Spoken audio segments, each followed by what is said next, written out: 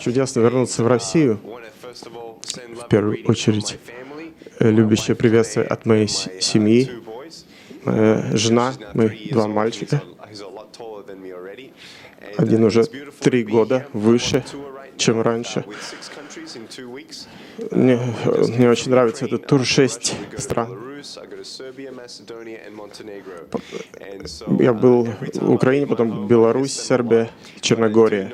Я много скучаю по своей семье каждый раз, но каждый раз я знаю, что куда бы я ни поехал, везде нужна надежда и воодушевление. Не знаю, нужно ли повторять свою историю. В 1982 году я родился в Австралии, сейчас мне 33, я живу в Калифорнии. Я родился в Австралии, женился в Америке на японо-мексиканке. Так что интересно складывается судьба. Мы с женой сейчас 4-летний юбилей отметили. У нас есть такая страсть воодушевлять людей. Мы написали вместе книгу, мы говорили вместе на событии помолвки. И это была любовь с первого взгляда. Я аж своих ног не чувствовал.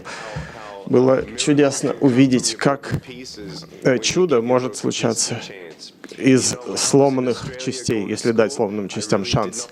Когда я ходил в школу в Австралии, я вообще не думал, что я когда-либо буду счастливым и что у меня когда-то будет цель. И уж, конечно, я не знал, что когда-то женюсь.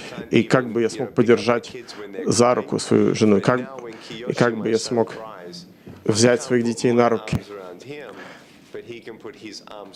Но сейчас мой сын, я не могу обнять его, но он может обнять меня. Это самое чудесное в жизни. Вы не знаете, самое прекрасное бывает за углом.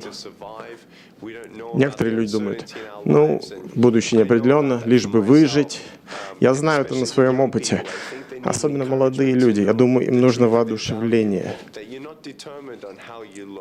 Не надо обращать внимание на то, как вы выглядите, на то, что люди думают о вас. Деньги не основаны на деньгах, богатстве, сексе, алкоголе, наркотиках. Неважно, сколько у вас этих временных вещей, ваше счастье будет временно. Но с верой в Бога, в своей семье я нашел силу и воодушевление, которые мне нужны. Я никогда не думал, у меня 2 высших образования в бухгалтерском деле. Я сейчас уже путешествовал в 57 стран, 3000 речей дал. Я говорю, что я бегу так быстро, что мои ноги за мной не успевают. Но мне нравится хорошо проводить время, серфинг, гольф играть, плавать, ловить рыбу.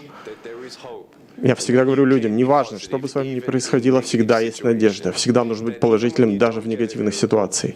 Даже если не случится чудо, вы сможете быть чудом для кого-то еще. И я никогда не забуду, 9 лет назад я встретил маленького мальчика в Калифорнии. Без рук, без ног, точно так же, как и я. Я подумал, если бы я хоть одного человека сделал счастливым в жизни, то моя жизнь того стоила. Я рад за то, я благодарен за то, что я жив. Я путешествую по миру, и у разных стран разная степень прогресса с инвалидами, в сообществе, в удобствах. Я пишу свои книги, и я говорю людям в России, в частности, чтобы они никогда не сдавались, чтобы больше россиян помогали россиянам. Очень просто быть эгоистичным, очень просто фокусироваться на том, что тебе нужно, куда тебе идти, чего ты хочешь. Но удивительно, что когда россияне помогают другим россиянам, это помогает вам. Это чудесное лекарство в вашем сердце, которое помогает другим людям. Это моя история. У вас будут вопросы. Я президент и основатель благотворительной организации «Жизнь без границ». С этой организацией я езжу по миру практически за бесплатно. Отдаю 6 месяцев своего времени о том, чтобы говорить о вере в Иисуса. Моя вера в Иисуса началась с 15 лет. И я уверен, что без Бога я не был бы тем, кем я сегодня являюсь. И я могу говорить свободно о своей вере в этой организации. И моя компания, собственно, которая меня посылает, это компания для мотивационных спикеров. Я распространяю с их помощью свою историю надежды и счастья. Конечно, я не супергерой, у всех у нас есть взлеты и падения, но я хочу, чтобы в вашей жизни эти принципы, которые я внедрил в свою жизнь, которые изменили мою жизнь, жизнь бесконечности в жизнь без границ. Я надеюсь, что моя история воодушевит кого-то, особенно подростков здесь, в России. Спасибо.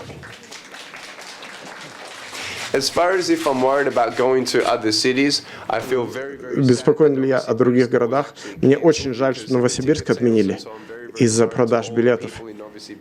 Мне жаль всех новосибирцев. Но куда бы мы ни поехали, в разных культурах, я был в 57 странах, я был в странах, где они действительно презирают инвалидов. И мне говорят: Ник, ты никак не повлияешь на людей в этой стране. Говорю: ну, никогда не знаешь, пока не попытаешься, так что пытаться нужно.